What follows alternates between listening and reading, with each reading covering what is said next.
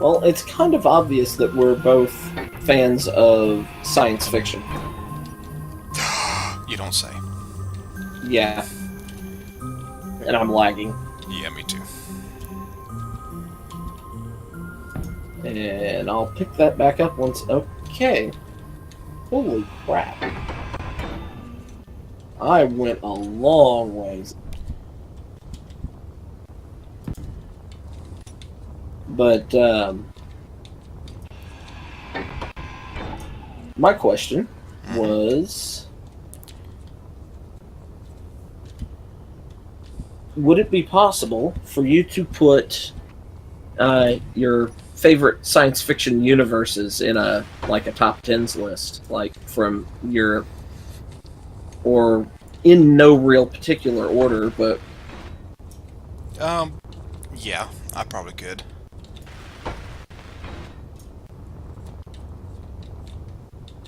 Probably uh, easily enough do that. 10 of them, I don't know that I could make it to 10. Um,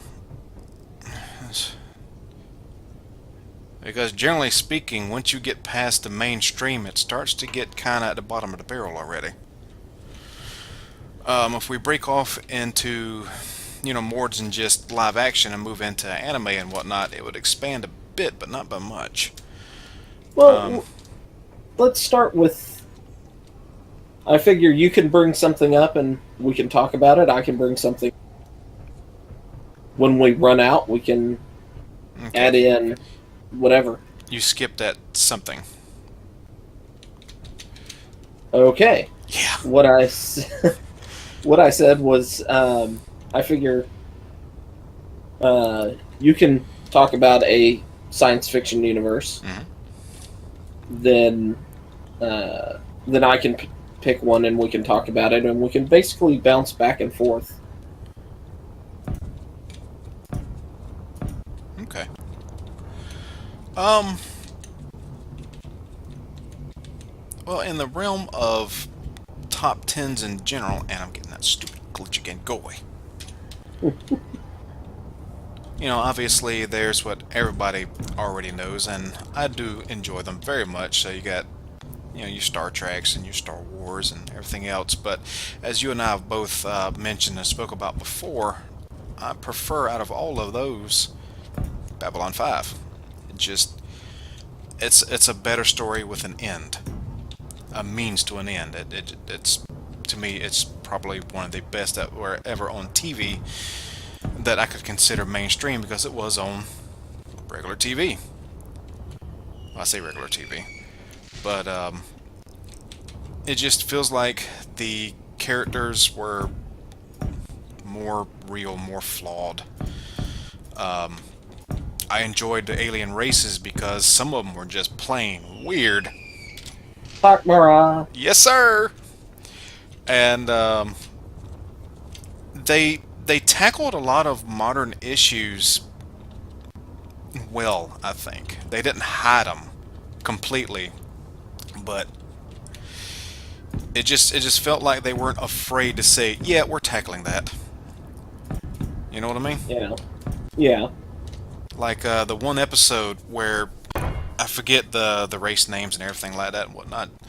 But there was a species that were completely against any sort of surgery. And Oh, the egg, the Glappa egg. yes, yes. And the doctor, says, "Screw it, I'm gonna save this kid."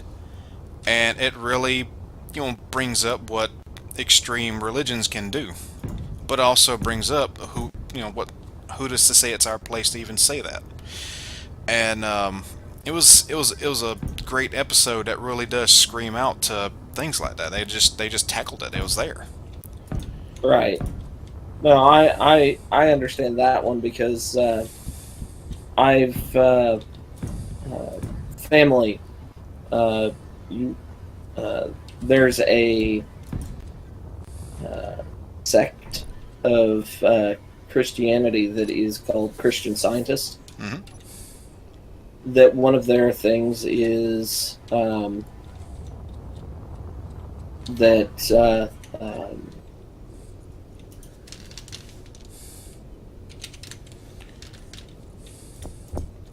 they take the idea since man was created in God's image. God is perfect, therefore man would be perfect. Illness is just the symptom of evil or sin or whatever you whatever have you, and that the modern medicine is just treating the symptom and not the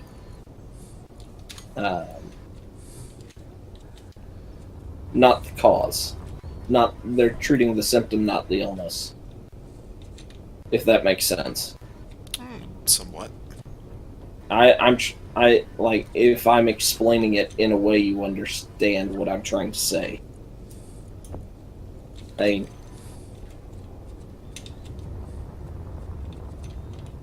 So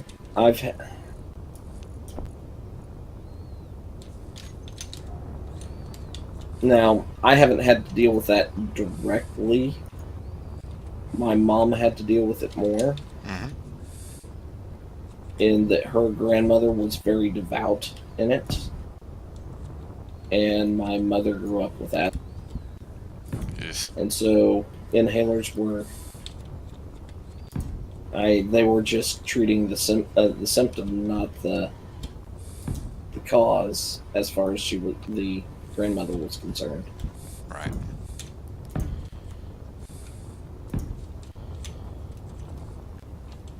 And then I have asthma, so...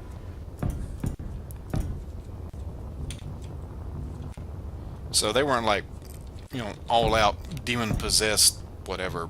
They just figured that you've done something to have incurred this, sin wise or whatever. Basically. Yeah. That it was the sign of something that was not perfect upon you, which that's sin, which is so.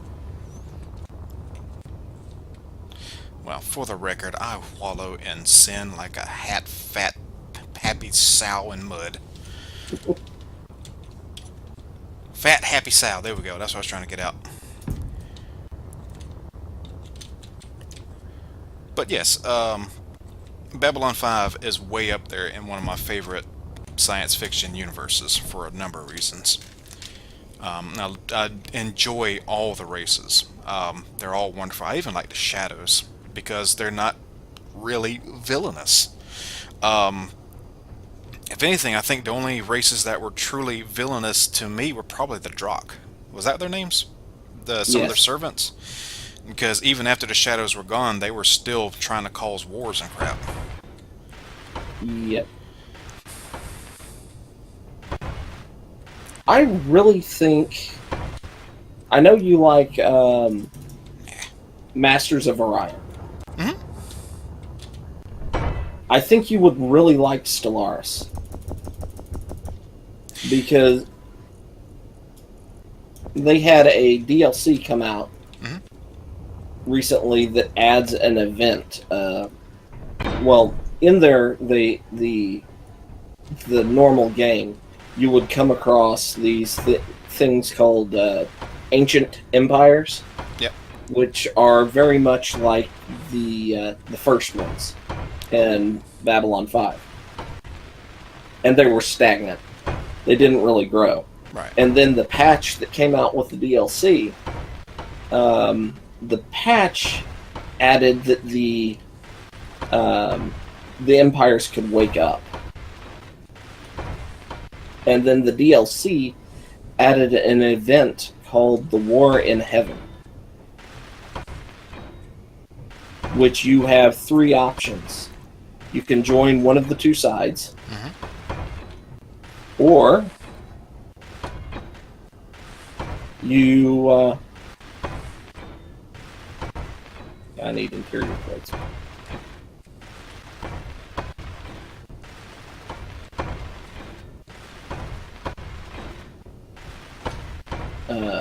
Or you can head out on your own to try and deal with the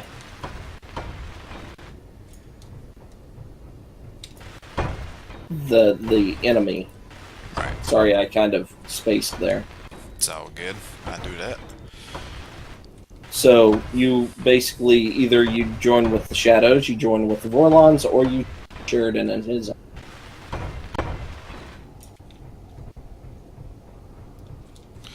Yeah, every time I see you play it, I think about grabbing it. I think it's on my wish list. I'm gonna have to check and make sure. And next time it goes on a good deep sale, I might go ahead and grab it. If I haven't already done that already.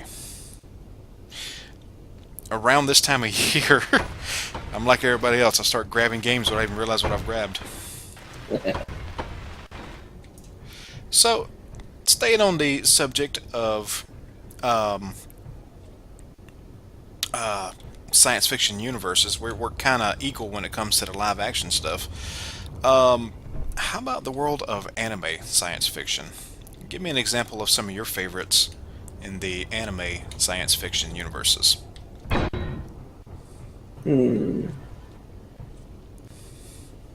Anime science fiction.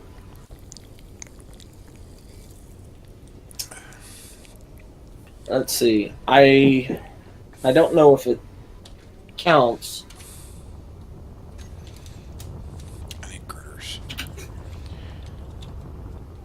I don't know if it counts or not, but I really did like Titan AE. Yeah, I wouldn't count that in anime. Animation, yes, cartoon. And before that argument starts, I am aware that anime is cartoons. However, not all cartoons are anime, so that argument is said and done and moving on. Okay. I wanted to kind of get a feel where our limits were. Gotcha. And what else needs to go? Let's see. That's kind of tough because it's hard to pick.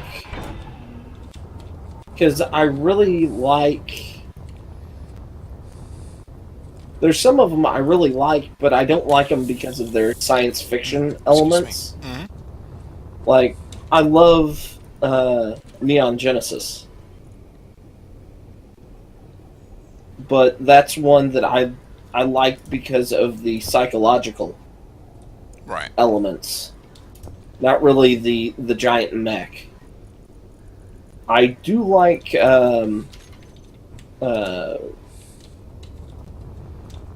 Star Blazers.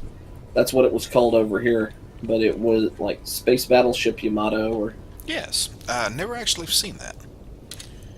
They did a live-action movie of it that's actually pretty good. Okay. Where is... Oh, it's right there. Okay, I don't need that much.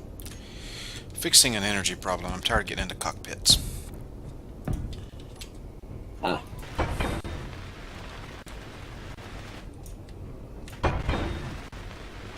Oh, okay.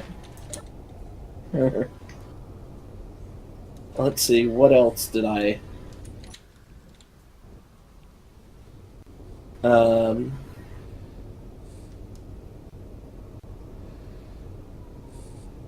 when... Okay, let's see, what else? Fiction that... Anime... Well, there's a lot of... interesting science fiction that is kind of a mix between fantasy and science fiction in anime. Mm-hmm. So, and there's a couple of them I can't remember particularly well, but a lot of them have to deal, that are in that branch, deal with... You just dropped hard. Yeah. A lot of the ones in the... my mind ran off. That branch of anime are... how do I want to... They deal with vampires. So... Okay. Just thinking about it, there's one that has... They're like God Eater. ones that are actually set in space, that's much harder for me to pick one. Because I haven't seen all that many that are set in space. You've got your Macross, you've got your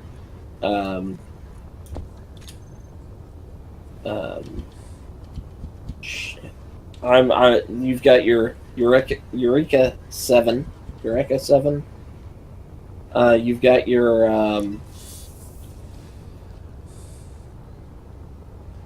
Macross and Robotech. Let's see, what else are there? You've got Gundams. I mean, talking about giant transforming robots. Oh, yeah. I can only remember the tagline for the second season, but the Lelouch Rebellion. Code Geass. I have heard that was good. Let's see. There's one that is the Aperego of the Blue Sea, which I stumbled across and thought it sounded kind of weird, and then watched it, and it was surprisingly good. But it fits more with that psychological.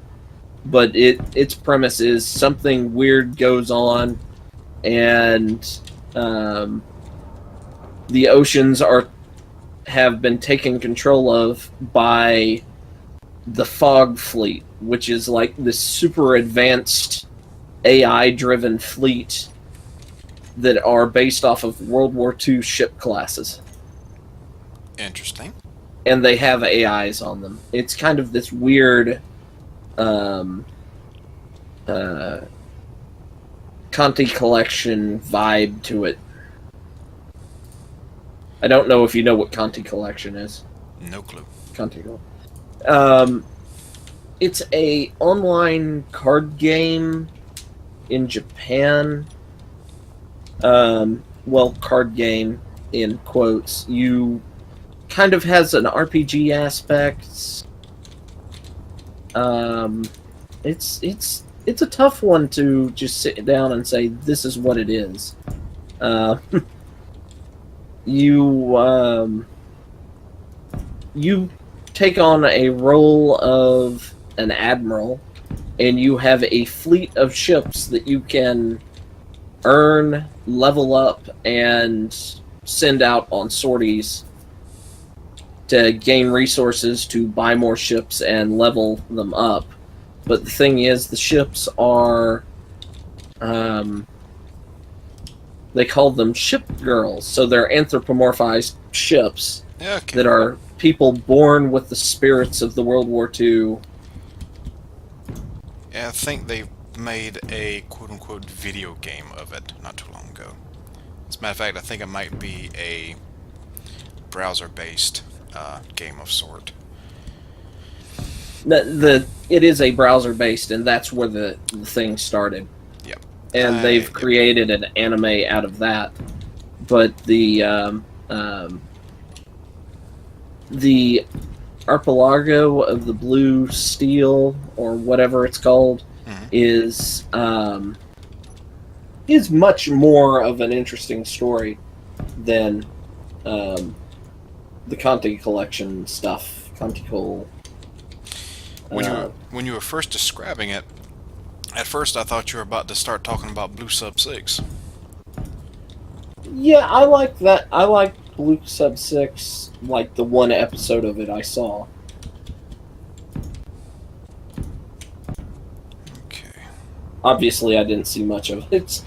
I've seen all but like the last... I think there's only like 6 episodes total. I think I've seen all but like the very last episode, I think. Okay. Well, since we have the same sort of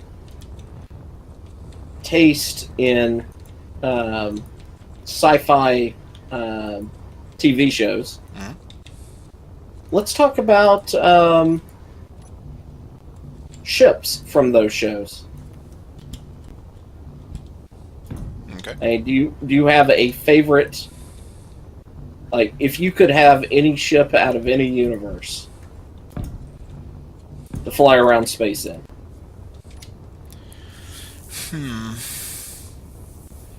Any ship.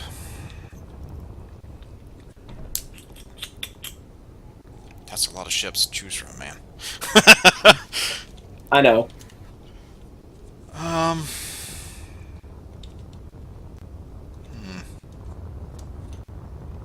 I wouldn't want anything huge that would require, an entire crew to fly. I'd want something fairly personal. So, I would probably... And again, when I say huge and requires a crew, I mean something like Enterprise. I wouldn't want anything to do with that. Not that it wouldn't be cool or anything, but that's a lot of work. I would want something a little more personal. I would probably have to go with something along the lines of the Swordfish. Spike's personal craft would be nice. Or maybe even one of the White Stars. Even though it does require a crew, it'd be smaller and more personal, and it jump capability. It's quite nice. Depending on where you are in the Babylon 5 season, White Stars can be larger than Kirk's Enterprise. Ah. Well, They're about the size of the blockade runner in Star Wars. Never really noticed their scale, to be honest with you. Yeah, they're pretty good sized. Okay.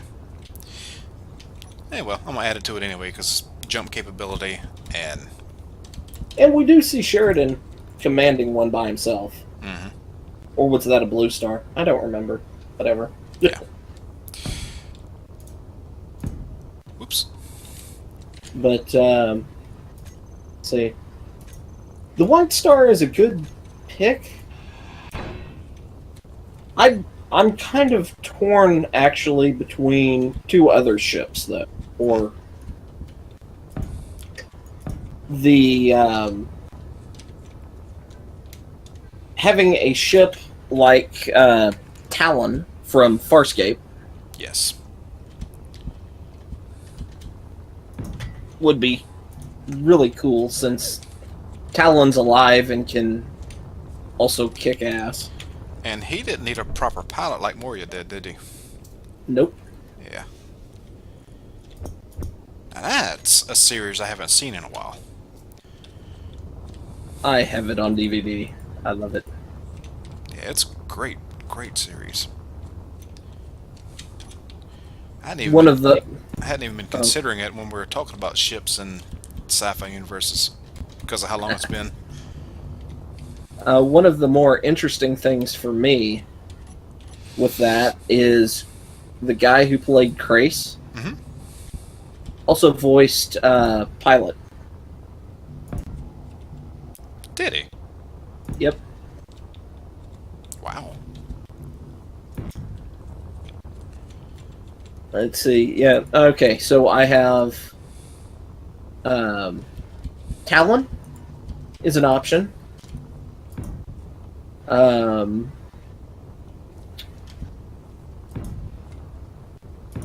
See, another option would be something along the lines of the Andromeda Ascendant, because she can run herself. The AI on board can run herself. Plus, I think having an AI would be cool. One that's that capable and doesn't go rampant. That usually helps. Let's see. Another one that would be cool. The other one that I am torn with after those two is... and my mind just went away. Asgard. An Asgard... I've always liked the Bellsinger class from Stargate. I don't know which one that is. I'm not that far kept up on Okay. Stargate. I watched it a little bit. The first Asgard ship you see. Okay. It's pretty cool. It's not as robust as some of their later ships that they introduced, but it's up there.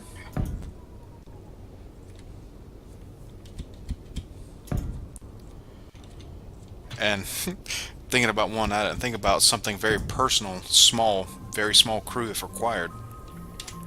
The Outlaw Star itself would be a ship I would not mind having. Yep. I have a dog barking in the background.